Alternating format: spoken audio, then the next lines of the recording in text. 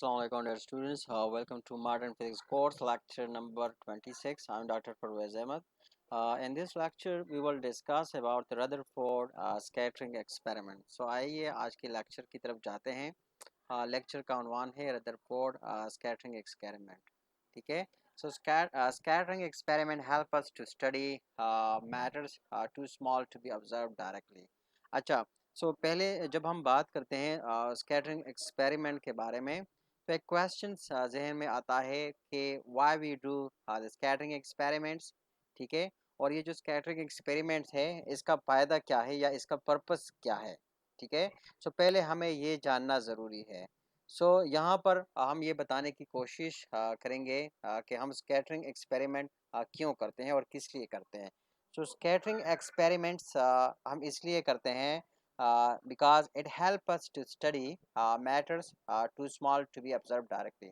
क्योंकि ये एक्सपेरिमेंट्स हमें मैटर्स को जो बहुत ज़्यादा स्मॉल होता है उसको स्टडी करने में मदद देता है. क्योंकि उन मैटर्स को जो कि बहुत ज़्यादा स्मॉल होता है उसको हम डायरेक्टली स्टडी नहीं कर सकते, डायरेक्टली हम इसको ऑब्जर्व नहीं करते. ठीक है. इसी वजह से हम उसको स्कैटरिंग एक्सपेरिमेंट करते हैं ताकि हम उसी मैटर को स्टडी करें, मतलब जो साइज़ में बहुत ज़्यादा स्मॉल हो और जिसको हम डायरेक्टली ऑब्जर्व या डायरेक्टली हम स्टडी नहीं कर सकते. ठीक है. There is a relationship. ठीक है. There is a relationship between the impact parameter b. ठीक है. And the scattering angle theta.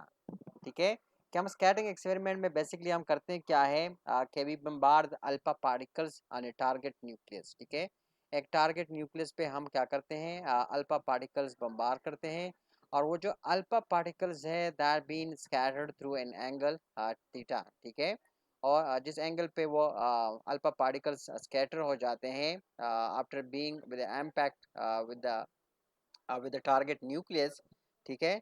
उसी एंगल को हम कहते हैं स्कैटरिंग एंगल थीटा. ठीक है. यहाँ पर आप देख सकते हैं कि ये हमारे पास क्या है कि एक एंगल थीटा पे मतलब यहाँ पर पार्टिकल्स को हम बम्बार्ड करते हैं तो वो जो टारगेट न्यूक्लियस है उससे मतलब क्या होते हैं, उससे वो स्कैटर्स हो जाते हैं. ठीक है. हम यहाँ पर कहते हैं कि there is a relations between the impact parameters. अब यहाँ पर देखें, ये हमारे पास व्हाट इज एम्पेक्ट पैरामीटर, ये हमारे पास एम्पेक्ट पैरामीटर है. ठीक है. मतलब जहाँ से हम कहते हैं कि अल्फा पार्टिकल्स आ जाती है. अब यहाँ पर ये देखें, ये हमारे पास स्कैटर है. अ, मतलब जहाँ से हम कहते हैं कि जो अल्फा पार्टिकल है वो स्कैटर हो जाते हैं. ठीक है. ये हमारे पास वो स्कैटर है. अब यहाँ से मतलब ये जो पार्टिकल है जो हम बम्बार्ड करते हैं, टकराने की कोशिश करते हैं, तो ये यहाँ पर जब आते हैं एक पर्टिकुलर एंगल थीटा पे यहाँ पर ये क्या है, ये स्कैटर्स हो जाते हैं. ठीक है. यहाँ पर हम कहते हैं कि जो स्कैटर जो एम्पेक्ट पैरामीटर है बी. ठीक है. और जो स्कैटरिंग एंगल थीटा है इनके दरमियान एक रिलेशंस है. और वो रिलेशंस क्या है कि हम कहते हैं कि व्हेन बी इज स्मॉल, यहाँ पर ये देखें ये बी है. ठीक है. अ, ये हमारे पास क्या है, ये एम्पेक्ट पैरामीटर है बी. ठीक है. अब हम कहते हैं कि इसका रिलेशन है स्कैटरिंग एंगल के साथ. ये हमारे पास स्कैटरिंग एंगल ये बन रही है. ठीक है. यहाँ पर ये क्या, ये स्कैटर है जहाँ से अल्फा रेज वो स्कैटर हो जाते हैं. ठीक है. मतलब अल्फा रेज के जो ओरिजिनल पार्टिकल्स है वो वेलोसिटी वी नॉट के साथ हम उसको बम्बार करते हैं. ठीक है. तो यहाँ से आके मतलब जो ही न्यूक्लियस के करीब से वो आ जाती है, अपना रास्ता वो इस तरह वो मोड़ लेती है. ठीक है. अगर हम इधर से लाइन ड्रा करें कि ओरिजिनल पाथ, ये इसके ओरिजिनल पाथ है. ठीक है. लेकिन न्यूक्लियस की रिपल्शंस की वजह से वो अपना रास्ता मोड़ लेती है. ठीक है. तो अगर हम स्ट्रेट रास्ता उसका ड्रा करें तो इसका स्ट्रेट रास्ता है. और इस तरह जो न्यूक्लियस के जो स्कैटर है उसका जो मेन रास्ता है वो ये है. ठीक है. अब इन दोनों के बीच हम अगर डिस्टेंस को मेजर करें कि जो ओरिजिनल पाथ है जिस पे ये जो अल्फा पार्टिकल है ये मूव कर रही है, और जो स्कैटर्स के जो स्कैटर में से जो हम लाइन पास कर रहे हैं, तो इनके दरमियान जो डिस्टेंस है दैट वी कॉल, जो सेपरेशंस है उनकी जो ओरिजिनल पाथ है उसको हम कहते हैं इसको हम डिनोट करते हैं बी से. And we call that the impact parameter B. हम इसको एम्पेक्ट पैरामीटर वो डी से कहते हैं. और जिस एंगल्स पे मतलब ये जो अल्फा पार्टिकल है वो स्कैटर्स हो जाते हैं, ठीक है। उसको हम कहते हैं, इसको हम डिनोट करते हैं एंगल थीटा, ठीक है। इसको यहाँ पर देखें, हमने इसको ऐसे ड्रा किया हुआ है, ठीक है।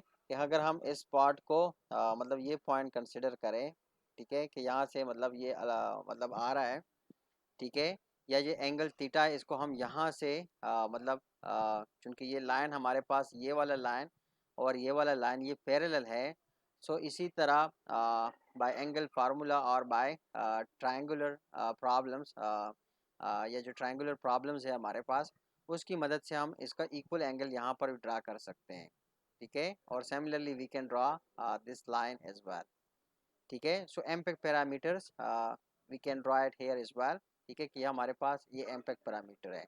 तो अब यहाँ पर जो हम बात करें कि एम्पेक पैरामीटर्स बी और एंगल थीटा के दरमियान एक रिलेशनशिप, स्कैटरिंग एंगल उनके दरमियान वो रिलेशन है। वो रिलेशन क्या है कि व्हेन बी इज स्मॉल, जब हमारे पास ये एंगल ये जो पैरामीटर है, अगर ये हमारे पास क्या हो, ये स्मॉल हो, मतलब ये वाली जो डिस्टेंस है, हम कहते हैं अगर ये हमारे पास स्मॉल हो, so what it would mean, it would mean that R will get small. तो इससे आर जो है ना, आर की वैल्यू वो स्मॉलर होगी। अब आर क्या है, R is the distance between these two charge bodies, ठीक है। एक चार्ज बॉडीज क्या है, ये अल्फा पार्टिकल है, और दूसरी चार्ज बॉडीज क्या है, ये स्कैटरिंग न्यूक्लियस है, ठीक है, जिसको हम कहते हैं गोल्ड फॉयल है या थिन गोल्ड शीट है, ठीक है।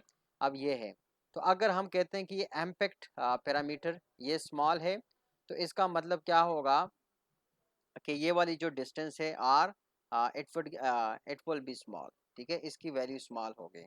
अगर इसकी वैल्यू स्मॉल होगी, so what it would mean, it would mean that we have a larger coulomb force. अब यहाँ पर देखें, हम कहते हैं कि दोनों पे चार्ज है, alpha W positively charge particles, ठीक है, और यहाँ पर न्यूक्लियस पे भी पॉजिटिव चार्ज है।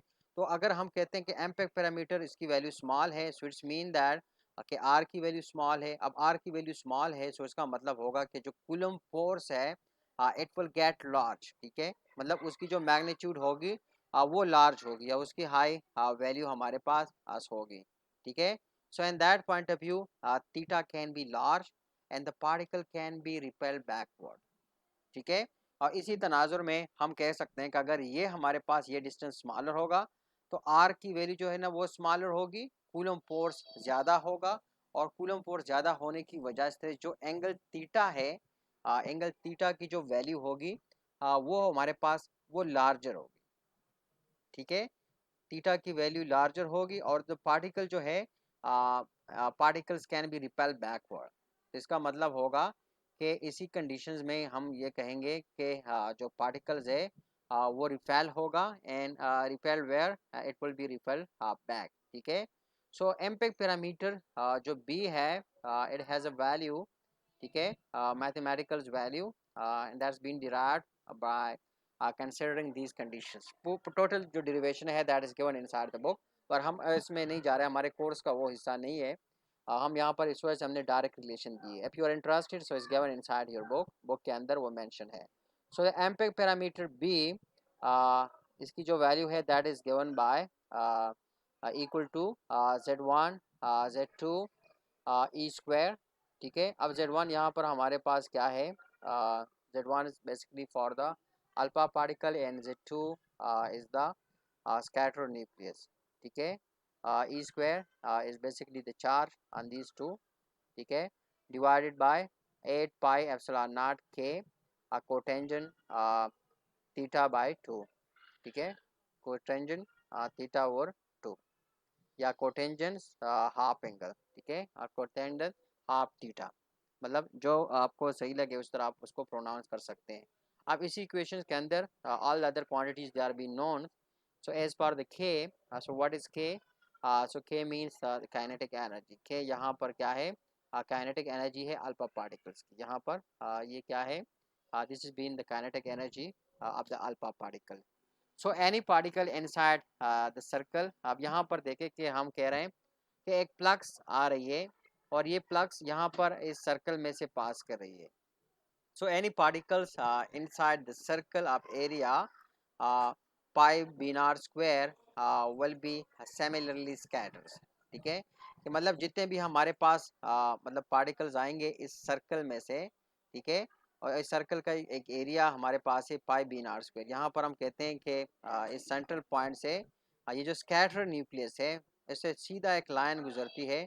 सो इसी लाइन और जो मतलब है जो अल्फा पार्टिकल्स की जो ओरिजिनल पाथ है उसके दरमियान जो डिस्टेंस है that we denoted by B nought. ठीक है, अब यही B nought in making radius of this particular circle. ठीक है, तो अब इसी में हम कहते हैं जिस तरह प्रीवियस स्लाइड पे हमने बात की कि यहाँ पर के जो भी पार्टिकल्स होगा, अब हम कहते हैं कि थीटा कैन बी लार्ज। यहाँ पर कंडीशन हमने मेंशन की कि अगर हमारे पास ये कंडीशन है तो आर की वैल्यू स्मॉल होगी, कूलम फोर्स ज़्यादा होगा और एंगल थीटा जो है वो लार्ज होगा। और इसी कंडीशन में जो है जो अल्फा पार्टिकल होगा it will B repelled back. ठीक है, उसको रिपेल्ड बैक मतलब किया जाएगा, मतलब उसको बैकवर्ड डायरेक्शन में वो रिपेल होगा। ये जो एम्बिक पैरामीटर है ये इसकी वैल्यू है, कैलकुलेटेड वैल्यू है। ठीक है, अब यहाँ पर हम कह सकते हैं कि ये बिल्कुल ये स्ट्रेट लाइन यहाँ से पास करे स्कैटरिंग न्यूक्लियस की तरफ, और ये क्या है ये अल्फा पार्टिकल की ओरिजिनल जो पाथ है वो ये है। अब यहाँ पर ये जो स्ट्रेट लाइन है बिल्कुल स्कैटरिंग न्यूक्लियस की तरफ उसके बीच और ये जो अल्फा पार्टिकल की जो पाथ के बीच जो डिस्टेंस है that we denoted by B nought. अब ये एक सर्कल यहाँ पर बन रही है और इसी सर्कल का हम जो कह रहे हैं जो एरिया है that is given by pi B nought square. अब यहाँ पर हम कह रहे हैं कि इसी सर्कल में से कोई से भी जो पार्टिकल्स अब इसी सर्कुलर एरिया में से जब पास करेगी it will similarly be scatters. तो वो क्या होगी वो स्कैटर बैक होगी। जैसे हमने कहा था ना कि वो स्कैटर बैक होगी, तो यहाँ पर वो सिचुएशंस है कि जो भी पार्टिकल्स इधर से इसी सर्कुलर ऑर्बिट से या ये जो सर्कुलर रास्ता है इसमें से पास करेगी तो वो क्या होगी वो स्कैटर बैक होगी, just like you can see here कि वो इस डायरेक्शन में वो सारे के सारे मतलब वो स्कैटर हो गए। ठीक है, making angle theta nought with the original path. ठीक है, so the cross section sigma pi B square is related to the probability for a particle being scattered by a nucleus. ठीक है, अब यहाँ पर हमारे पास जो है क्रॉस सेक्शंस, ये हमारे पास क्या है क्रॉस सेक्शंस है। Cross section sigma is equal to pi B square is related to the probability for a particle being scattered by nucleus। ठीक है, ये हमारे पास क्या है ये क्रॉस सेक्शन जो है ये रिलेटेड है to what related to the probability for a particle being scattered by a nucleus। ठीक है, and that we say is equal to, अब ये जो probability है related with the probability ठीक है for a particle being scattered by a nucleus, and we say that is equal to pi n t n2 z1 z2 e square divided by 8 pi epsilon naught k whole square. ठीक है, whole square cotangent square half theta. ठीक है, मतलब ये हमारे पास probability है और उसकी जो वैल्यू है that is given by this relation, कि उसकी वैल्यू इस रिलेशन के बराबर है। ठीक है, मतलब यहाँ पर हमने सिंपली क्या किया कि इसी रिलेशंस के अंदर हमने ये जो बी है बी की वैल्यू पुट की है। ठीक है, मतलब प्रीवियस स्लाइड पे हमने कहा था कि बी जो एम्पेक पैरामीटर है ये इस रिलेशन के बराबर है। ठीक है, ये बी की वैल्यू है। अब यहाँ पर इसी स्लाइड पे हम कह रहे हैं कि हमारे पास जो क्रॉस सेक्शन है sigma that is equal to pi B square, और हम कहते हैं कि is related to the probability for a particle being scattered by nucleus. ये हमारे पास क्या है प्रोबेबिलिटी है कि जिससे हम क्या करते हैं कि पार्टिकल्स एक न्यूक्लियस जो पार्टिकल्स को स्कैटर करती है ये उसकी प्रोबेबिलिटी है। ठीक है, और ये प्रोबेबिलिटी हम कहते हैं क्रॉस सेक्शन से रिलेटेड है। ठीक है, अब इसी यही जो रिलेशंस है क्रॉस सेक्शन की, इसमें यहाँ पर हम जो एम्पेक्ट पैरामीटर है बी इसकी वैल्यू पुट करते हैं। ठीक है, so we will get what we will get this relations, जब हम वैल्यू पुट करते हैं so we will get this.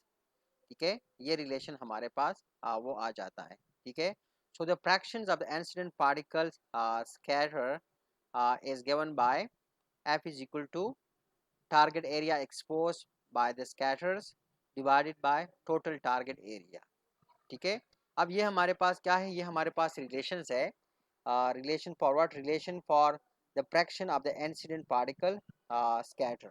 ठीक है, कि जो इंसिडेंट पार्टिकल की जो फ्रैक्शंस है वो जो स्कैटर होती है उसके लिए हमारे पास रिलेशन है एफ, और हम कहते हैं कि this is equal to target area expose by the scatters divided by the total target area.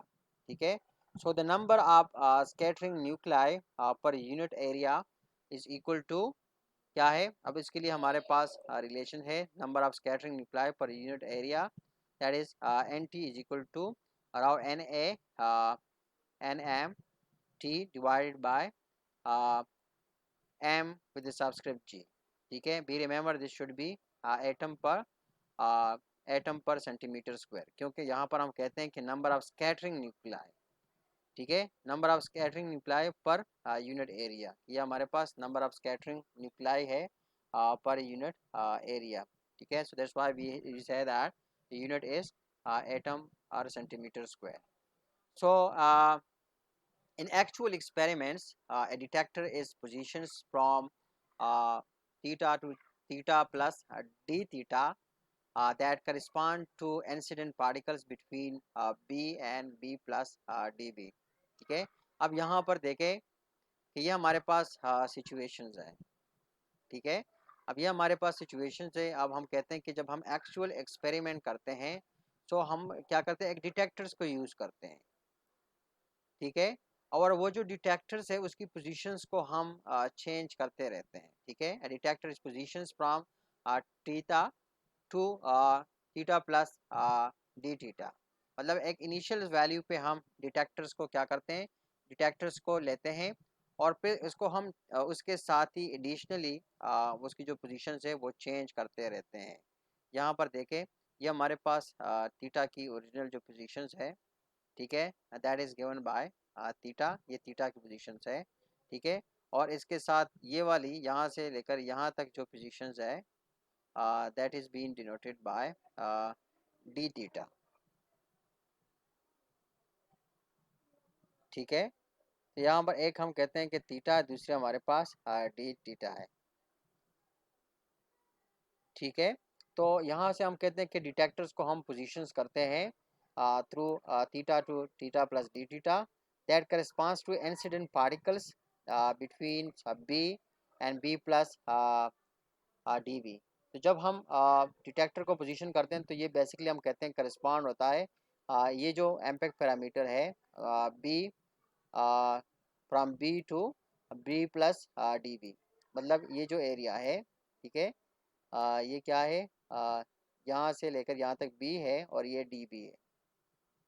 ठीक है, सो इसके माबेन जो पार्टिकल्स की क्या है, जो पार्टिकल्स की इंसिडेंट पार्टिकल्स है मतलब इसी पर्टिकुलर रेंज में जो इंसिडेंट पार्टिकल्स आती है उसी के लिए हम जो डिटेक्टर्स है एक्चुअल एक्सपेरिमेंट है उसी पोजीशंस के अंदर मतलब उसको हम रीपोजीशन कर देते हैं. मतलब उसकी पोजीशंस को हम चेंज करते रहते हैं to detect all events between this impact parameter, के इन एम्पेक्ट पैरामीटर के बीच जितने भी पार्टिकल्स वो आते हैं ताकि उनको हम सही तौर से डिटेक्टर से उसको डिटेक्ट कर सकें. So the number of particles scattered per unit area is given by वो जो number of particles per unit area scatter होते हैं that is given by n, the functions of theta, that is equal to ni nt over 16 n2 e square 4 pi epsilon naught a whole square z1 square z2 square divided by r square k square sin 4 half theta. ठीक है, so ये हमारे पास basic relations है for number of particles scatter per unit area. ठीक है, so that's all we have for this lecture. Thanks for watching. See you next lecture very soon. Till then, bye bye.